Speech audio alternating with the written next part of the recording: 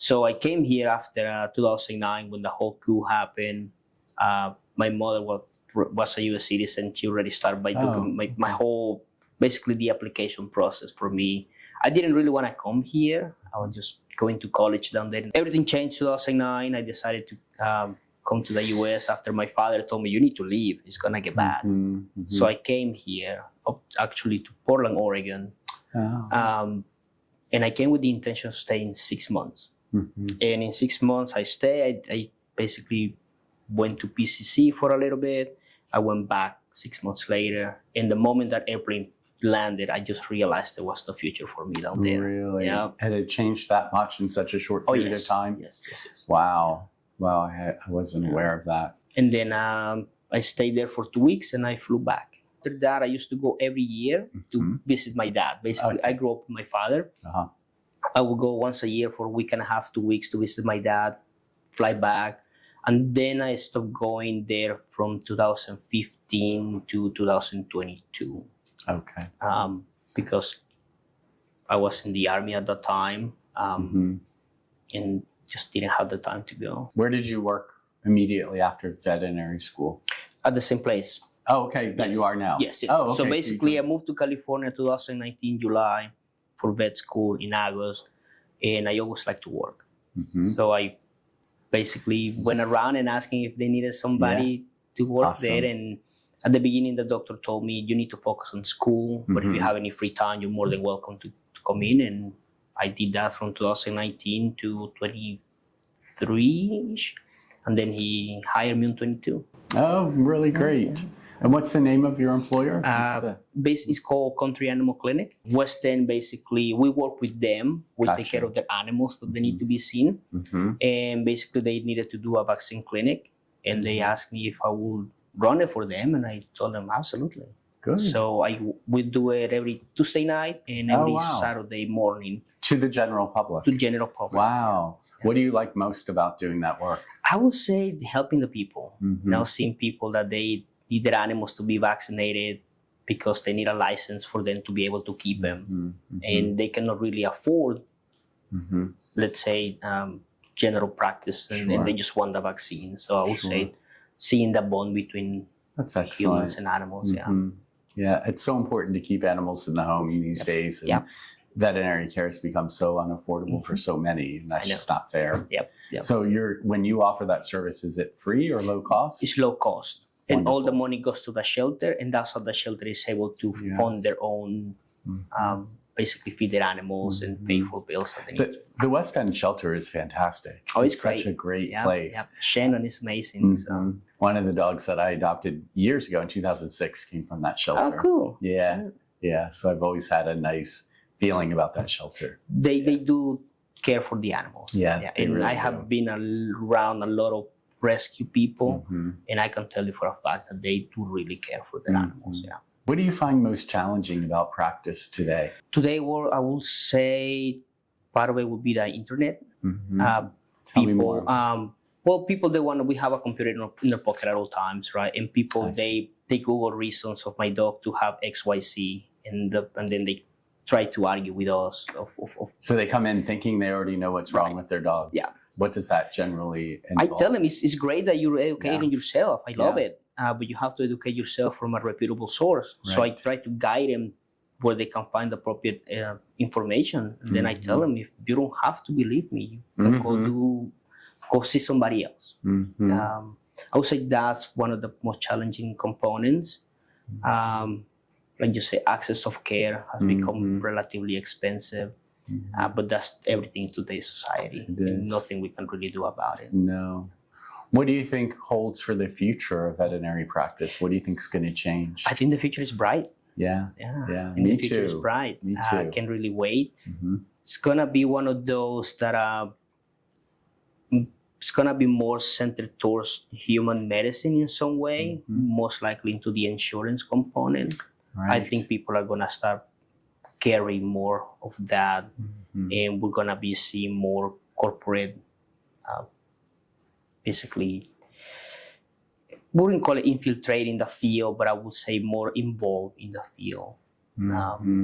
But yeah, no, I think the future is bright, and I think medicine is advancing relatively fast. I think we're coming up new medications that they're changing diseases that we couldn't treat before for FIP. Right. Now we have antiviral drugs that we didn't have before, and I'm just excited to be able to hopefully save all these FIP kitties. It is amazing too when you think about we had a global pandemic, and now we're in that post-pandemic world, but we learned so much that then translates to treating animals like cats with FIP. I think that's just amazing. It's great. When I went to veterinary school, it was a death sentence. It was much. You're not going to be able to do much. No, even like a couple of years ago, even when I was going to vet school, FIP kitty was pretty much death sentence. But now we're able to treat them, and we're able to treat them appropriately. Right. It's exciting to think what's going to be next on the horizon as well. It's really great. It's really fantastic. So tell me a little bit more about your trips to Honduras. You go to Roatan? Is that where you're So it depends where I get invited. Depends. My thing is I work with a rescue, but I vet the rescue down there. Because there is plethora of people rescuing animals, and all they do is pocket the money. Oh, wow. So what I do is I send a friend who's a lawyer, and he goes through all the paperwork. I send a friend who's an accountant, and he goes through all the paperwork, make sure that they're legit. And after that, I ask him where they want us to go. So the first one ever was in the capital, Tegucigalpa, and then the last one has been in Roatan. Interesting. What's the population like? They're very different geographically from one another. Yes. So what are they like? So Tegucigalpa is basically landlocked, and Roatan is an island. Just in the Atlantic side, very close to Belize. Right. Yeah. So there probably isn't much veterinary care there throughout the year? Depends on where you go. Roatan is very divided into the tourist and the locals. Yes. So I never go to the tourist side. I go to the local side. Tegucigalpa, depends on where you go, can do the same thing. There is access of care, but most people cannot afford a spay and neuter on their animals. What percentage of animals are actually spayed and neutered? Let's say in Roatan, I would say we have spay on average about 40% of the feral population in 2 years. Wow, that's significant. You did that? Yes. That's significant. Do you realize how important that work is? It kind of later, it kind of like hits you. Yeah, that's so amazing. I'm really proud of the work that you're doing. Oh, thank you. It's really inspiring. Thanks. It makes me want to do more as well. So that's really great. What do you find most challenging about the work? So I would say the logistics. Everything with the logistics. I do everything by the book. I have to find a doctor down there that is willing to submit all the paperwork for us to go. Drugs are a big problem since the DEA doesn't allow me to take any controlled substances from the U.S. to any country. I think 5 years ago you were able to, but after the pandemic they say no longer. So being able to find drugs to maintain anesthesia is a problem. Anesthesia protocols have been a problem. Pain medications, opioids, they're a problem to find. But we work with what we can, and we do the best we can. Yeah, so. Amazing. Now, do you take other supplies with you, like the non-controlled substances? Yep, I take most of it but now I kind of got smart about it, so I just buy everything in town. Oh, there. Yep. And then pick it up when you I arrive. just tell the doctor that I work with, this is what we need. Great. Can you That's get it for us? Yeah. Yeah. Because when you have a bunch of people going with a bunch of backpacks, with a bunch of medical supplies, that's a big red flag at the airport. And everybody gets flagged. Yes, so. I remember experiencing that myself. And you might have all the right paperwork, but they don't care because the person who knows is not working that day, and it's just, oh man. Exactly. I've spent hours in the airport when I used to do that work as well, just waiting to get released and wondering if you're going to even be able to take your bags with you at the end of the day. A couple times, a couple of the drugs, mostly dewormer. I got stuck at the airport for a couple of days. I always fly early because I already know they're going to confiscate it. Wow. So, wow. And what resources do you use? What resources do you need to continue to do this work? I would say For the last two clinics that I ran, 2023 and 24, what I did, I additional to my general practice job, I did relief, and all the money went towards the clinic. Wow. So all the money went towards that, because I found that I don't really like touch money. And if I'm gonna do something, I think kind of falls on my shoulders to do it. But any type of help is appreciated. From syringes to gauze to sterile fields, drug wise, the only drugs that would really cannot get in Honduras would be alpha 2s, like dexmedetomidine. Cannot really find that. So having at least that from here is a huge help. Yeah. Well, we'll see what we can do to help you as a college and find some resources for you. We do on average 150 animals per day. Wow. And who's helping you then? How many, do you have assistants? Yep. So we have, I would say depends on how many animals. Our goal is always 500 in 3 days. So in 3 days, 500. Wow. So I bring about 10 doctors, between 9 and 10 doctors. We always have a doctor in induction. We always have a doctor in recovery. And then 8 doctors of us are doing surgery. We have about between 1 and 2 RVTs. One will be prepping. The other RVT is doing, just going around doing anesthesia, making sure all the patients are doing fine. So I will say on average, 16 people. Wow. I bring people from the US, from different states. Some of them are prior classmates that they always say, yeah, go and help you.